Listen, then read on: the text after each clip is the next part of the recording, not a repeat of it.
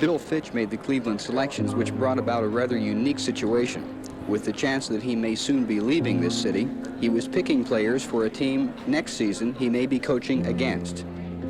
I suppose the best thing to do is to thank you all for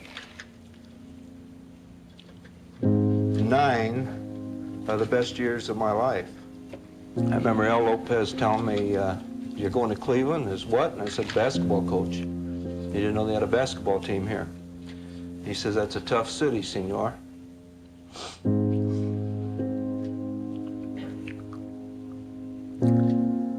I think he meant it was a tough city to leave.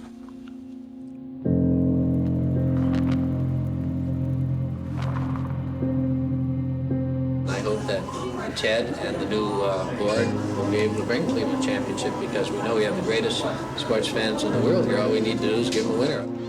When Ted Stepien bought the Cavaliers, he tried to put a championship club together with free agents. He opened the vault, and the team went from 28 wins in 1980 to 15 last year. I realized that in order to attain that profitability, we have to attract more fans, so we may have to spend more money to get certain players or make some changes. It was pretty clear that they were at the bottom of the NBA in terms of attendance, tantamount to a college game or maybe a good high school game. His hopes to improve the team this season are already facing problems. Unhappy players with guaranteed contracts upset with the way the coach runs camp. There was a front-page article in the Wall Street Journal about the Stepien rule, which had to be put in place because you shouldn't be able to trade all your first-round picks away. If we can't show a near profit next year with a playoff contender, then I have to consider moving the club. That kind of thing for any city can really be a kick in the gut. There is a possibility that I'll be talking to Gunn for them to be a minority partner with us. A guy who's become a very good friend of mine, David Stern, was talking to us about acquiring the franchise. And I said, David, this thing is losing $3 million a year, and there's no draft choices, no way to rebuild. Why would I buy it? And he wasn't really able to answer me. So they sold us picks that they fit in the 85 draft. In the second round, we were looking at players, and by far the best player, if he was able to play, was Hot Rod Williams. Turned out to be one of the greatest value draft picks in Cavaliers history. I don't think people understood how important he was, because he could have been a starter on any team in the league, and he stayed on this team and come off the bench, and we didn't lose one thing. Come off the bench and we got better. We had started the process, but we actually went through the draft without a general manager. We wanted somebody who knew what it took to put together a team that could win a championship. We interviewed other people, but Wayne stood out. Wait, if you met Wayne, he was a presence. Well, I think Wayne will be remembered as an executive first, but boy, he was a heck of a player. Now, this is the nicest, kindest guy you'll ever meet, but when he walks into the building, you sort of stop in your tracks. The barriers that he broke were unprecedented, and they're so meaningful to myself and to so many people. I recall a basketball trip and I was the only black person in my entire high school. Not on the team, in my entire high school. And we stopped at a dairy store, and I went in with the rest of the team and sat there, and never was served. It was brought to management's attention, and they finally did wait on me and gave me a brown bag and told me to go to the bus. And I think that's the first time it really hit me. The effect it's had on me, it's inspired me. It gives me greater inspiration to succeed and be the best. Probably obvious that I can't make judgments about players because I can't see them. But I can certainly know and understand whose judgment I do respect. And then Wayne's was one of those people. It became quite clear he was the right person to go with to try and get that franchise back on its feet. He's not afraid to surround himself with great people and trust those people. I think a coach has to be a tireless worker. I think he has to understand the changing NBA. It is changing. No, I'm not going to write a speech. I think if you don't know where you've come from and how you got there, you never will. The combination of Wayne Embry and Lenny Wilkens was a 1-2 punch. Lenny was the coach. Wayne was really the guy that put the talent together. He saw character every bit as important as talent. Wayne refers a lot to Brad Daugherty. When Brad Daugherty was coming out of North Carolina, a lot of people thought he was soft. Wayne said, no. Brad Daugherty's our guy. All right, here we go.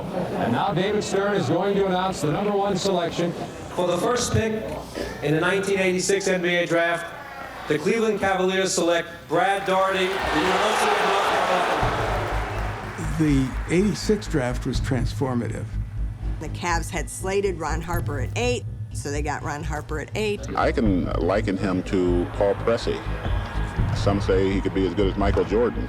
He's that type of talent. Jordan to the lane, the 12-footer blocked by Harper. Talk about Brad Daugherty at center, and you had Mark Price, who's this awesome point guard, and you wanted to emulate his shooting.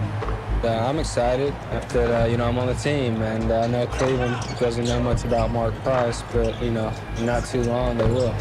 You had Hot Rod Williams. Hot Rod drives to the middle, puts in, up and in. You had Larry Nance. There was him, Price, Daugherty, Hot Rod. They had all those guys that if one was having an off night, the other three would pick up the slack. Who would have thought it? The infants of the NBA riding a 4-game win streak after dumping Detroit last night. And the hot streak has been fueled by Hot Rod. The rookie, John Williams, averaging 21 points and 12 rebounds in the 4 wins. I think we're meshing very, very well.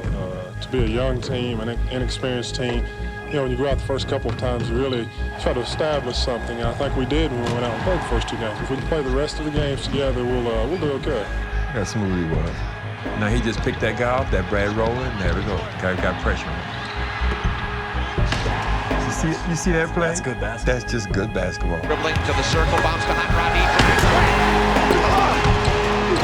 Well, that'll be Lewis for that loose ball. Baseline slam once again. Back under to Reggie Lewis, blocked by Hot Rod.